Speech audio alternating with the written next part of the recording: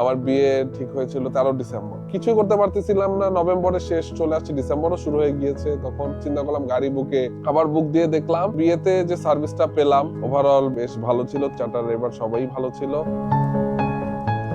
তারা আমাকে জানালো যে আমি প্যাকেজটি নিয়েছি, সেটার জন্য আমাকে তারা উইনার হিসেবে সিলেক্ট করেছে। তো শুনে তো খুবই খুশি লাগলো, কারণ আমি এখনো হানিমুন করিনি। ওয়াইফকে ফোন দিয়ে জানালাম।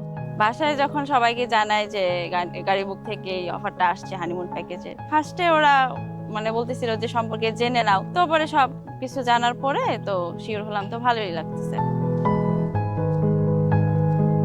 গাড়ি বুকের আরেকটা বিষয় যেটা আমি বলবো রিকমেন্ডেবল, সেটা হচ্ছে স্কেডিউলিং। আমি সবসময় গাড়ি বুকে অনেক আগে স্কেডিউল 15 দিন এরকমও আছে, কিন্তু আজ পর্যন্ত সাধারণত এতদিন আগে বুক দিলে স্কেডিউল কিন্তু মিস হওয়ার একটা সম্ভাবনা থাকে। জাস্ট দেখা গিয়েছে আগের দিন ফোন দিয়েছি, ড্রাইভার বলছে জি আমি তো জানি আপনার ইয়ে আছে, তো তারা কখনোই স্কেডিউল মিস করেনি।